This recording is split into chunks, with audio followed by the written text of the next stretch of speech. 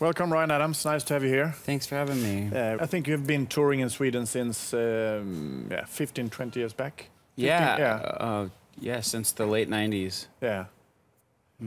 Why do you think we like you so much?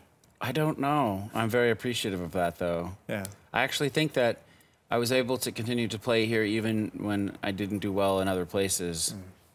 But I can't explain that. No. It's just I don't know. Maybe it's a songwriting thing.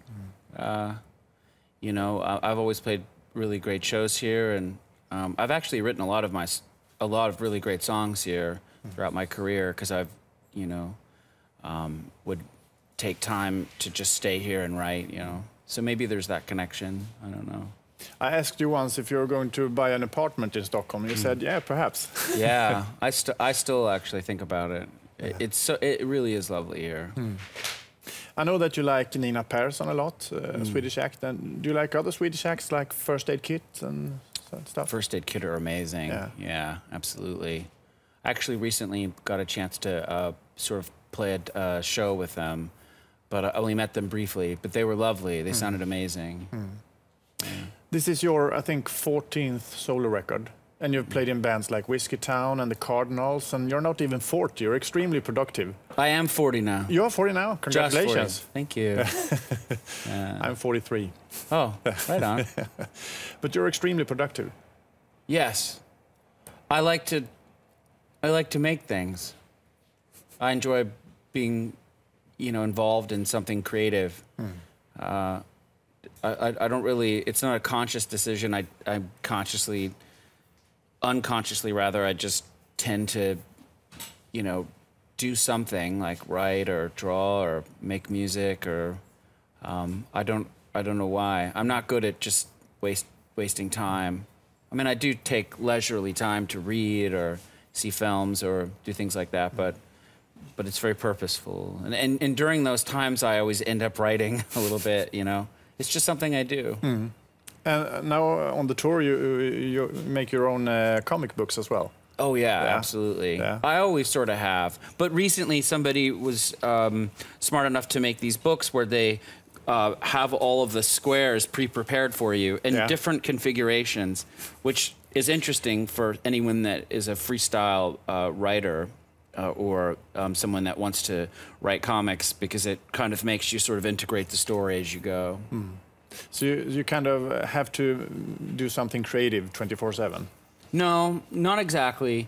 But I do, you know, I like listen to music and I read comic books and I read books and I sort of stay on that side of things. And I find that because that input is very positive and it feels good, and I feel like all that sort of energy coming into a person will usually result in the output of that person. If you've noticed people who, you know, we live in this world of adversity and a lot of different kinds of energies, low energy and high energy. And the lower the energy is, it's usually people who they want to quarrel.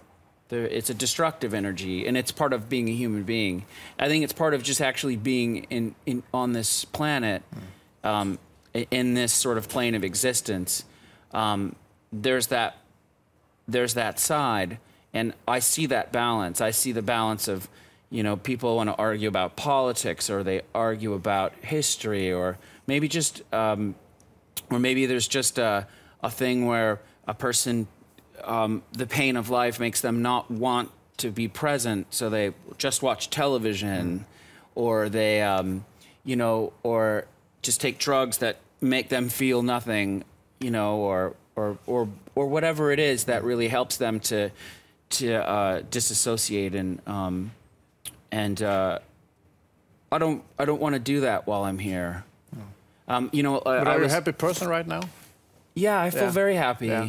I'm very lucky. Like I had a very interesting childhood where I didn't connect very well with my parents, and the home life that I had, it wasn't good for me. So I more or less was raised by my grandparents, And the interesting thing is, for me as an American, is my grandparents were raised in the Depression, and my grandfather had been in World War II, and he had seen the world, and we lived in a very small town, and I think because of the time that they were raised, and also for who they were, they never consciously thought about being creative or reading or writing or keeping photographs or things like that, or writing letters. It was just second nature to them, and you know, it just sort of wore off on me. I think that appreciation for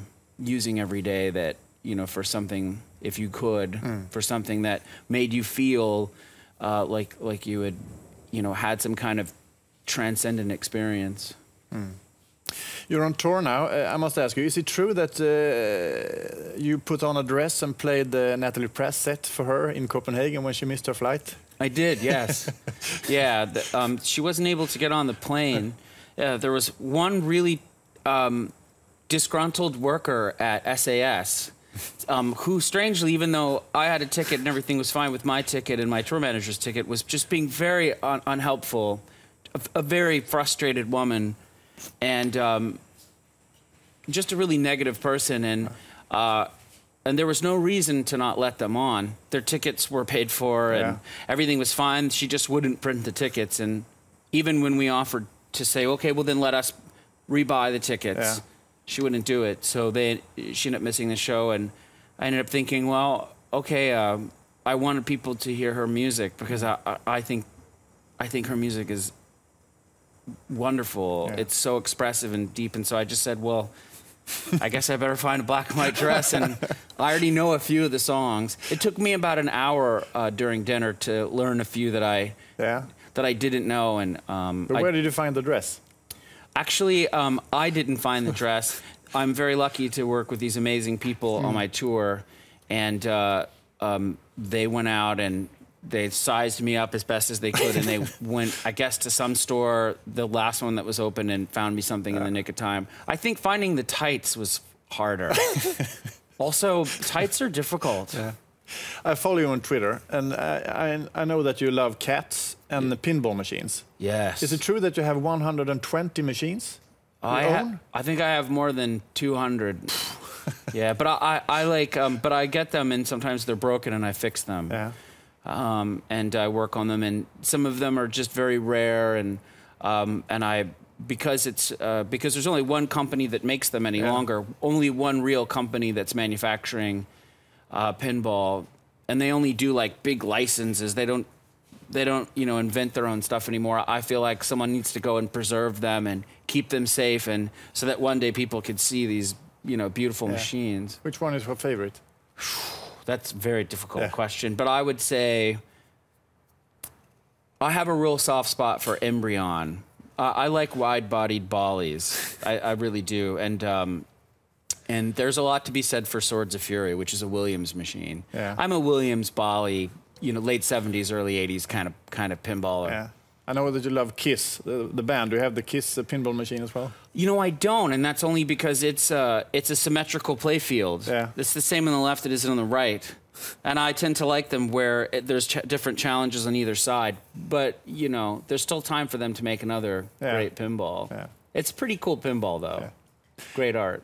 Ryan Adams, it was great having you here. And good luck on the rest of the tour, and give my regards to Natalie. You got it. Thank you. Thank you.